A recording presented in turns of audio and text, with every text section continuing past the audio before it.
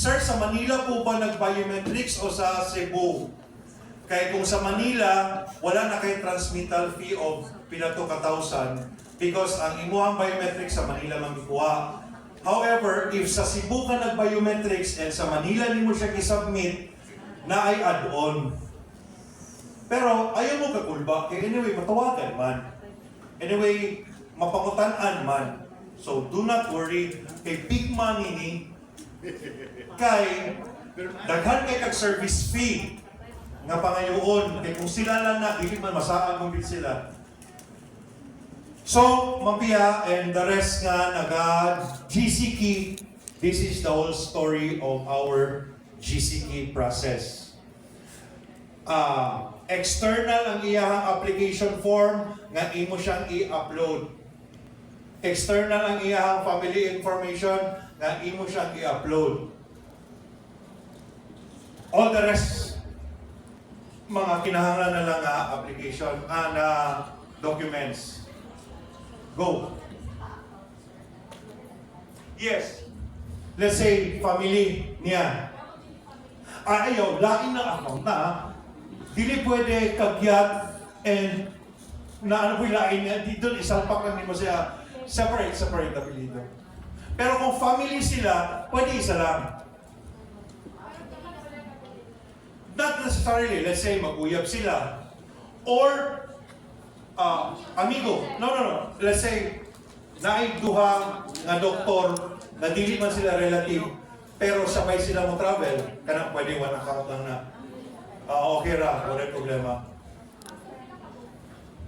Kung sa family, tanang family members nimo pwede niyo masuksok tanan. Yeah. Tama yung mga family information dito. So, mauna siya ang GCK. Complicated, but complete documents and dili mo masaag kay kung unsa ang gusto ng ni Canada, moro po lang imong i-upload. Diba? So, wala na guessing game ba na pwede ka ni?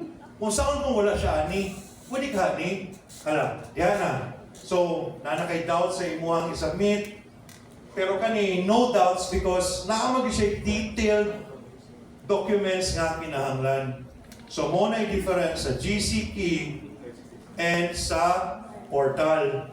Pwede na mo mag-portal kung medyo hawod-hawod na mo, kabalo na mo sa pagtirada. Pero pag mga first-timers, I highly suggest you do it here para dili mo masaag sa kadetalye, sa kinahanglan, sa documents. Okay, Mampia, we now go to... Hindi ka pa nakatry nito? Sino pa hindi nakatry ng IRCC portal? Portal lang. Wala pa? Kani, very easy. Pero, same lang gihapon, ang applicant's email gihapon inyong gamiton or buhat mo kuha niya.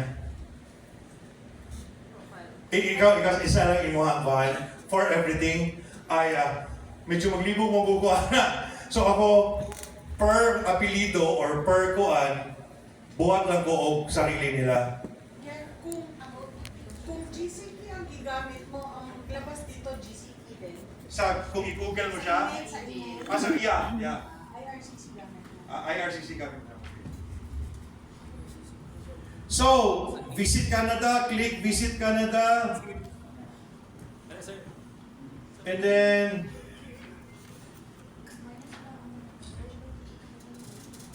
apply for a visitor visa, click. Apply for a visitor visa. Click nyo na. Who needs a visitor visa? Who can apply? How to apply? Click how to apply. So, pangutan na ka to visit as tourist.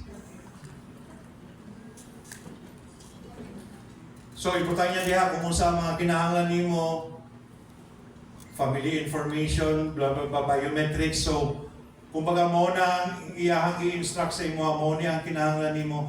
Because remember, ang website wala na kabalo nga ikaw ang travel agent.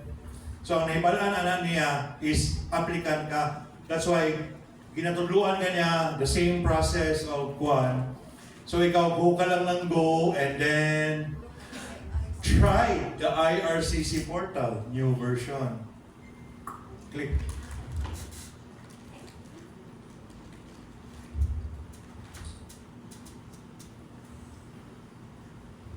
IRCC portal applies to visitor visa, to visit as tourist, to visit as business. Mo na siya. Now, pwede ramon lagi na tihagian. Yes, actually pwede ra.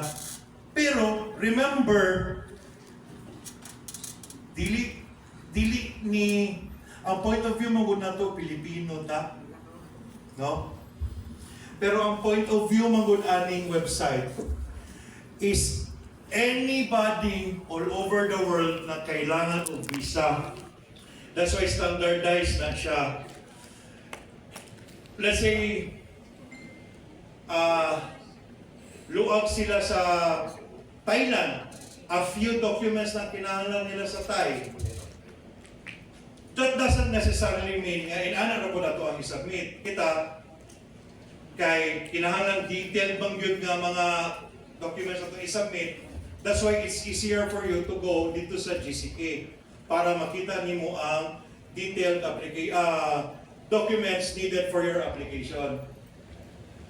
So, get invitation code. So, ibutan nimo ang email address nimo, ibutan kaduha, i-confirm nimo, then get invitation code. So, i-copy nimo na siya. Wala pa kaniya doon sa imong email ha. And then, invitation code, gana. Butang nimo imong email. Maghimo kag password nimo. Butang ang pangalan. Contact details. And then, email address. And then, enter verification code. So, request a new code, diretso na siya dito sa imong email. Kung sa imong na-receive sa email, mo na yung i-input diha, press confirm. From email mo na siya. Then, pwede na ka mag-sign in sa